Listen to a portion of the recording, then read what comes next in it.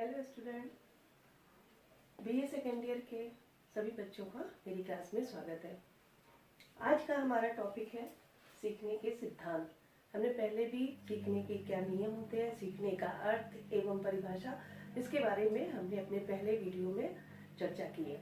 ठीक है, आज हम देखते हैं कि सीखने के कौन कौन से सिद्धांत हैं। तो चलिए देखें सीखने के सिद्धांत।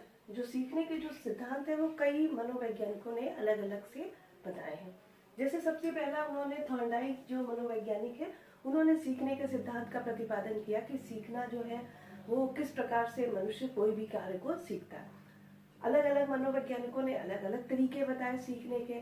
जैसे कि थॉर्नडाइक है, उन्होंने सीखने के जो नियम हमने पहले पढ़े हैं अभी तक कि तत्परता का नियम, प्रभाव का नियम, प्रयास का नियम, ये नियम जो थे वो थॉर्नडाइक ने बताया कि उन्होंने उनके अनुसार प्रभाव का जो नियम है, यदि किसी भी कार्य का रिजल्ट अच्छा होता है या प्रभाव अच्छा पड़ता है तो मनुष्य जल्दी किसी कार्य को सीखता है। यदि जो प्रयास का नियम है, यदि किसी कार्य को मनुष्य प्रयास के द्वारा सीखता है, जब कोई कार्य लगातार किसी कार्य को करने के लिए प्रयास करता है तो मनुष्य प्रयास के द्वारा सीख जाता है। और तत्परता का नियम क्या होता है कि कोई कार्य करने के लिए जब मनुष्य तैयार होता है तो वो व्यक्ति उस कार्य को करने के लिए तत्पर हो जाता है। ठीक है, तो ये तो थे थॉर्नडाइक के नियम की थॉर्नडाइक ने कौन कौन से नियम बताए। उसके अलावा थॉर्नडाइक ने अपने कुछ सिद्धांत बताए। उस सिद्धांतों में उन्होंने कुछ प्रयोग बताए जिसके द्वारा कि मनुष्य किस प्रकार से किसी कार्य को सीखता है। ठीक है, तो थॉर्नडाइक जो है वो जो उनका सिद्धांत है वो कई नामों से स्पष्ट किया जा सकता है। जैसे उन्होंने थॉर्नडाइक की जो सिद्धांत है उसको संबंधवाद का सिद्धांत भी कहा जाता है, उद्दीपक प्रतिक्रिया का सिद्धांत भी कहा जाता है और प्रयत्न एवं भूल का सिद्धांत भी कहा जाता है। संबंधवाद का सिद्धांत क्या है, उन्होंने लिखा है कि सीखना संबंध स्थापित करता है। कि संबंधवाद इसीलिए उसको कहा गया, थॉर्नडाइक ने माना है कि कोई भी कार्य जब मनुष्य सीखता है तो उसके साथ, उस चीज के साथ उसका संबंध स्थापित हो जाता है, इसीलिए उसको संबंधवाद का सिद्धांत कहा गया। संबंध स्थापित करने का कार्य मनुष्य का मस्तिष्क करता है। कि कोई भी कार्य जब हम करते हैं तो हम किसके द्वारा करते हैं, अपने मस्तिष्क के द्वारा करते हैं। और जो भी कार्य हम अपने मस्तिष्क से करते हैं उस कार्य से उस चीज का संबंध जुड़ जाता है, इसीलिए वो सिद्धांत जो है संबंधवाद का सिद्धांत कहलाता है। उद्दीपक प्रतिक्रिया का सिद्धांत, इस सिद्धांत को उद्दीपक प्रतिक्रिया का सिद्धांत भी कहा गया है। क्यों कहा गया है? उद्दीपक क्या होता है, किसी भी कार्य, कोई भी चीज हमारे सामने रखी हुई है वो हमारे लिए उद्दीपक होती है और उस चीज को देख करके हम कोई ना कोई प्रतिक्रिया करते हैं। जैसे कि हमारे सामने कोई सामान रखा हुआ है, कोई चीज रखी है, तो उसको देख करके हम कोई रिस्पॉन्स करते हैं, हम कोई प्रतिक्रिया करते हैं। मान लीजिए मेरे सामने, हमें भूख लगी है और हमें खाना मेरे सामने रखा है, तो उस खाने को खाने के लिए हम कुछ न कुछ प्रयत्न करते हैं और कुछ न कुछ हम प्रतिक्रिया करते हैं। तो इसीलिए इस सिद्धांत को उन्होंने उद्दीपक प्रतिक्रिया का सिद्धांत कहा है कि कोई भी उद्दीपक, कोई भी चीज मेरे सामने होती है, उस चीज को देख करके हम उसके प्रति कुछ प्रतिक्रिया करते हैं। ठीक है, और तीसरी चीज है उन्होंने प्रयत्न एवं भूल का सिद्धांत। इसी सिद्धांत को उन्होंने थॉर्नडाइक ने सीखने के सिद्धांत में प्रयत्न एवं भूल के सिद्धांत का भी प्रतिपादन किया। उन्होंने कि कोई भी कार्य, जब हम कोई कार्य प्रयत्न करते हैं या प्रयास करते हैं तो प्रयास के दौरान हमारे साथ कई त्रुटियां होती हैं, कई भूल हम करते हैं और जब हम लगातार प्रयास करते जाते हैं तो हम भूल, जो हम अपनी त्रुटियां करते हैं वो भी हम धीरे धीरे कम करते जाते हैं। प्रयास के साथ ही मेरी त्रुटियों की संख्या भी धीरे धीरे कम हो जाती है। इसीलिए इस सिद्धांत को उन्होंने प्रयत्न एवं भूल का सिद्धांत भी कहा है। ठीक है, तो ये तो थॉर्नडाइक का सिद्धांत है जिसको उन्होंने 3 नाम से बताया है, संबंधवाद का सिद्धांत, उद्दीपक प्रतिक्रिया का सिद्धांत, प्रयत्न एवं भूल का सिद्धांत। ये केवल थॉर्नडाइक का सिद्धांत, जो मनोवैज्ञानिक थॉर्नडाइक है उन्होंने केवल इस सिद्धांत का प्रतिपादन किया। इसके अलावा सीखने के कई और भी सिद्धांत है जिसकी हम आगे अभी हम आपको बताते चलेंगे। ठीक है, लेकिन आज हम लोग सिर्फ पढ़ेंगे थॉर्नडाइक का सीखने का सिद्धांत। इस सिद्धांत का क्या अर्थ है? सीखना जो है वो संबंध स्थापित करता है। संबंधवाद का सिद्धांत यानी कि कोई कार्य जब हम सीखते हैं उससे हमारी उस चीज से संबंध स्थापित हो जाता है। संबंध स्थापित करने का कार्य कौन करता है? मनुष्य का मस्तिष्क करता है। सीखने की प्रक्रिया में जब हम कोई कार्य सीखते हैं उस दौरान मानसिक क्रिया का शारीरिक क्रिया से, शारीरिक क्रिया का मानसिक क्रिया के साथ संबंध होता है। जब भी हम कोई कार्य करते हैं, जब भी हम कोई चीज़ सीखते हैं, तो उससे हमारा, हम उस कार्य को कर रहे हैं, परंतु हमारा जो मस्तिष्क है, यानी कि जो हमारी मानसिक क्रिया है, वो हमारी शारीरिक क्रिया के साथ संबंध स्थापित कर लेती। वैसा तो नहीं है कि कोई भी कार्य हम कर रहे हैं तो अपने केवल शरीर से करते हैं, हम शरीर के साथ ही अपने मस्तिष्क का भी इस्तेमाल करते हैं। तो यही जो शारीरिक क्रिया के साथ ही हमारी मानसिक क्रिया का संबंध स्थापित हो जाता है। ठीक है। अब ये जो सिद्धांत था थॉर्नडाइक का, जो सीखने का संबंधवाद का सिद्धांत, दीपक प्रतिक्रिया का सिद्धांत, प्रयत्न एवं भूल का सिद्धांत का जो प्रतिपादन उन्होंने थॉर्नडाइक ने किया था, इस सिद्धांत का प्रतिपादन करने के लिए उन्होंने एक बिल्ली के ऊपर एक प्रयोग किया। उन्होंने इस प्रयत्न एवं भूल का जो सिद्धांत था कि कोई भी कार्य यदि मनुष्य प्रयास के द्वारा करता है तो प्रयास के दौरान, पहले प्रयास में कुछ उस मनुष्य से या उस बालक से कुछ गलतियां होती, और उस गलतियों को जब हम लगातार किसी कार्य को प्रयास के द्वारा करते जाते हैं तो हमारी त्रुटियों की संख्या भी धीरे धीरे कम होती जाती। यही सिद्धांत उन्होंने प्रतिपादित किया, और उन्होंने इस चीज को सही करने के लिए, सही प्रतिपादित करने के लिए कि कोई भी कार्य मनुष्य जब सीखता है तो वो सीखना वो प्रयास के द्वारा सीखता है, कि कोई भी कार्य वो प्रयास के द्वारा लगातार निरंतर कोशिश के साथ सीखता है, और जब वो कोशिश करता है तो उसमें गलतियां भी होती हैं, त्रुटियां भी होती हैं, और जब वो लगातार प्रयास करता जाता है, एक के बाद दूसरा, दूसरे के बाद तीसरा, तो धीरे धीरे उसकी गलतियों की संख्या भी कम हो जाती है, और एक टाइम ऐसा आता है कि वो मनुष्य उस कार्य को सीख जाता है और उसमें गलतियां भी नहीं होती। और इस चीज को सही प्रतिपादित करने के लिए उन्होंने एक बिल्ली पर एक प्रयोग किया। उन्होंने क्या किया कि एक पिंजरा लिया, उन्होंने एक पिंजरा लिया, पिंजरे में उन्होंने एक बिल्ली को बंद कर दिया। ठीक है, भूखी बिल्ली जो थी उसको बंद कर दिया, और पिंजरे के एक हिस्से में बटन लगा था। इस बटन को दबाने से ही पिंजरे का दरवाजा जो था वो खुल जाता था। उन्होंने क्या किया, जब उन्होंने इस सिद्धांत का प्रतिपादन किया, प्रयास एवं भूल का सिद्धांत, तो उन्होंने इसका प्रयोग बिल्ली पर किया, और उन्होंने ये कहा कि देखिए कि कोई भी कार्य मनुष्य किस प्रकार से सीखता। तो उन्होंने क्या किया, एक पिंजरा लिया, पिंजरे में उन्होंने एक बिल्ली, जो भूखी बिल्ली थी, उसको बंद कर दिया, और बाहर जो है खाना रख दिया। ठीक है। अब चूंकि वो बिल्ली भूखी थी, और जैसे ही उसने खाने को देखा, खाने को देखने के साथ ही बिल्ली जो है वो पिंजरे में उछल कूद करने लगी। उछलते कूदते अचानक से उसका पैर जो है वो इस बटन पर पड़ जाता है। ठीक है, ये जो बटन है इसके दबने के साथ ही पिंजरे का दरवाजा खुल जाता है। तो ये जो बटन है, जैसे ही वो बिल्ली जो है उछल कूद करती है, वो उसका पैर जो है बटन पर पड़ जाता है, और बटन पर पैर पड़ते ही पिंजरे का दरवाजा खुल जाता है, और बिल्ली जो है वो बाहर आ करके उस खाने को खा लेती।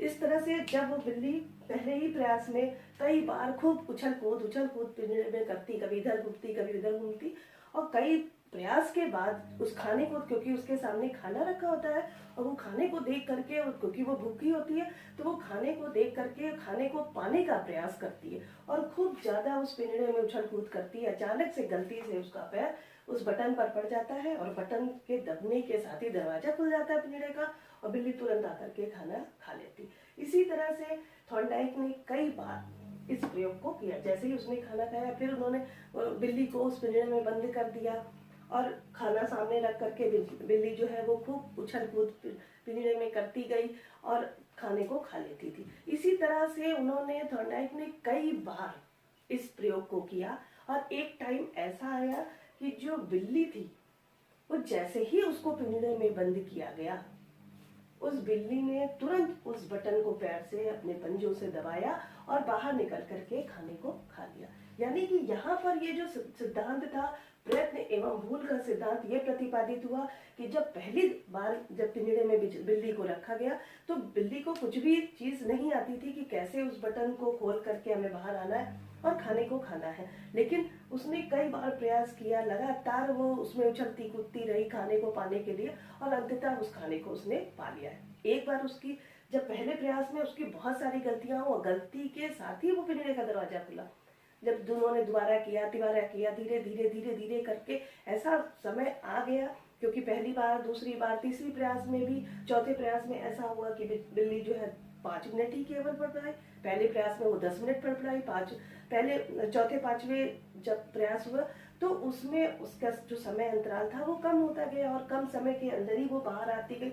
यानी क्या हुआ, जैसे जैसे वो प्रयास करती गई उसकी त्रुटियों की संख्या भी धीरे धीरे कम होती गई और अंततः एक टाइम ऐसा आया कि जैसे ही पिंजरे में बिल्ली को डाला गया, उसने, क्योंकि वो लगातार प्रयास कर रही थी, उसको सीख गई वो उस कार्य को कि सीख कि ये इस बटन के दबने के साथ ही पिंजरे का दरवाजा खुल जाता। तो जैसे ही बिल्ली को पिंजरे में डाला गया, बिल्ली जो है वो तुरंत पिंजरे में जाने के साथ ही उसने उस बटन को दबाया और बाहर निकल के खाने को खा लिया। यानी कि वो कई प्रयास के बाद उसकी त्रुटियों की संख्या भी धीरे धीरे कम हो गई और उसने उस बटन को दबा करके पिंजरे का दरवाजा खोलने की जो प्रक्रिया थी उसको सीख लिया। तो ये जो सिद्धांत उन्होंने प्रतिपादित किया थॉर्नडाइक ने, वो क्या कहा कि प्रयत्न एवं भूल का सिद्धांत या उद्दीपक प्रतिक्रिया का। उद्दीपक यहाँ पर क्या है, उद्दीपक यहाँ पर है हमारा भोजन, ठीक है। चूंकि बिल्ली जो है वो भूखी थी और उसने खाने को देखा, खाना यहाँ पे उद्दीपक का कार्य किया। उस खाने को देख करके बिल्ली ने क्या प्रतिक्रिया की, उछल कूद किया, ठीक है। और उछल कूद के साथ ही बिल्ली ने कई बार प्रयास किया उस खाने को पाने के लिए, ठीक है। तो यहाँ पर उद्दीपक का कार्य भोजन, उद्दीपक क्या है, भोजन, और बिल्ली क्या है, जो बिल्ली ने भोजन के प्रति जो प्रतिक्रिया की वो हमारा उद्दीपक प्रतिक्रिया का सिद्धांत कहलाया। कि कोई भी कार्य हम सीखते हैं, यदि मेरे सामने कोई उद्दीपक होता है, कोई उद्दीपक प्रस्तुत किया जाता है, तो उस उद्दीपक के प्रति हम कुछ प्रतिक्रियाएं करते जाते हैं। तो यही सिद्धांत हमारा कहलाया उद्दीपक प्रतिक्रिया का सिद्धांत। यही संबंध हमारा, यही प्रयास हमारा हो गया कि प्रयत्न एवं भूल का सिद्धांत, कि कई बार हमने प्रयास किया, कई बार गलतियां की और धीरे धीरे एट ए टाइम एक समय ऐसा आया कि जब हमने प्रयत्न के प्रयास के द्वारा उस कार्य को करना सीख लिया। और यही चीज हमारी कहलाई संबंधवाद का सिद्धांत, कि भोजन के साथ बिल्ली का एक संबंध हो गया कि जैसे ही भोजन को देखा बिल्ली ने उस कार्य को, भोजन को पाने के लिए उस बटन दबाने की जो कार्य था उसको सीख लिया, ठीक है। तो ये थॉर्नडाइक का जो प्रयोग था ये उन्होंने एक बिल्ली पर किया, भूखी बिल्ली पर किया, और ये सिद्धांत हमारा इस प्रकार से प्रतिपादित हुआ। ये तो था हमारा थॉर्नडाइक का प्रयोग जो उन्होंने भूखी बिल्ली पे किया। अब ये है कि इस प्रयोग का हमारे शिक्षा में क्या महत्व है। चलिए हम देखते हैं कि इस प्रयोग के द्वारा जो कुछ थॉर्नडाइक ने बताया कि कोई भी कार्य जब हम प्रयास एवं त्रुटि द्वारा सीखते हैं, उद्दीपक या प्रतिक्रिया का जो सिद्धांत है, इसका हमारी शिक्षा में क्या महत्व है। तो शिक्षा में इसका क्या महत्व है कि मंद बुद्धि बालकों के लिए ये उपयोगी, कि जो भी बच्चे बुद्धि से कमजोर हैं, जिनकी बुद्धि जो है वो मंद है, उसको प्रयास द्वारा सीखने की जो सिद्धांत है वो बहुत ज्यादा उपयोगी होती है। क्योंकि कोई भी बच्चा, अगर हम किसी बच्चे को कोई भी चीज सिखाते हैं, तो अगर वो बच्चा की बुद्धि बहुत कमजोर है तो वो उस चीज को अच्छे से सीख नहीं पाता, लेकिन परंतु अगर यदि वो प्रयास करता जाता है, लगातार प्रयास करता है, तो उस कार्य को सीख लेगा। तो इसलिए जो मंद बुद्धि बालक है उनके लिए ये सिद्धांत बहुत ज्यादा उपयोगी है। दूसरा है धैर्य तथा परिश्रम के गुणों का विकास। चूंकि कई बार हमें प्रयास करना पड़ता है तो उसके लिए हमें धैर्य की भी आवश्यकता होती है। क्योंकि यदि हम धैर्य नहीं रखेंगे, यदि हम लगातार परिश्रम नहीं करेंगे, तो हम उस कार्य को नहीं सीख सकते। एक दो प्रयास के बाद ही यदि हम थक जाते हैं, यदि हमारा धैर्य टूट जाता है कि हम उस कार्य को नहीं कर पाएंगे, तो क्या होगा कि अंततः हम वो चीज नहीं सीख पाएंगे। परंतु जो प्रयत्न एवं भूल का जो सिद्धांत है, वो उसके द्वारा एक बच्चे के अंदर परिश्रम का गुण आता है, क्योंकि उसके अंदर कई बार उसको प्रयास करना पड़ता है, तो उसके अंदर एक परिश्रम की गुण विकसित हो जाता है। उसके अलावा हमें धैर्य की भी आवश्यकता होती है, क्योंकि प्रयास में धैर्य की बहुत आवश्यकता। प्रयास एक बार करने से कोई कार्य नहीं होता, तो हमें कई बार प्रयास करना पड़ता है, और प्रयास के लिए हमें धैर्य की आवश्यकता हो। तो जो ये सिद्धांत है वो धैर्य तथा परिश्रम के गुणों का भी विकास करता है। अगला है पढ़ना, लिखना तथा गणित सीखने में सहायक। प्रयास के द्वारा हम कोई भी काम, अगर कोई चीज सीखना चाहते हैं, जैसे पढ़ना चाहते हैं, लिखना चाहते हैं, और गणित का तो वैसे भी कहा जाता है कि गणित में कोई भी सवाल बिना प्रयास के नहीं होता। तो ये जो पढ़ना, लिखना तथा गणित के सीखने में भी ये सिद्धांत बहुत ज्यादा सहायक होती है। अगला है समस्या समाधान पर बल, कि इस सिद्धांत के द्वारा हम किसी भी समस्या के समाधान कर सकते हैं। क्योंकि हमारी अगर कोई समस्या है, वो एक बार में उसका समाधान नहीं मिलता, तो लगातार यदि उस चीज को, उस समस्या का समाधान ढूंढते हैं, लगातार हम परिश्रम करते हैं, लगातार हम प्रयास करते हैं, तो हम अपनी समस्या का समाधान कर लेते हैं। तो ये जो हमारी जो सिद्धांत है वो समस्या समाधान पर भी बल देता। अगला है अनुभवों का लाभ उठाने की क्षमता का विकास, कि जो भी हमारे सामने अवसर है, जो भी हमारे अपने एक्सपीरियंस है, अपने अनुभव है, इस सिद्धांत के द्वारा हम उसका लाभ उठा सकते हैं। हमारे अंदर अनुभवों का लाभ उठाने की क्षमता का विकास होता है। अतः हम इस सिद्धांत का, जो थॉर्नडाइक जो महोदय थे, उन्होंने इस सिद्धांत का प्रतिपादन किया कि सीखना, उनके द्वारा ये मानना था कि सीखना, यदि मनुष्य कोई कार्य सीखता है तो वो प्रयास एवं त्रुटि द्वारा सीखता है, या कोई उसके सामने जब कोई चीज या कोई उद्दीपक रखती है उसके प्रति वो प्रतिक्रिया करता है। ठीक है, तो यही चीज, यही सिद्धांत उन्होंने बताया था।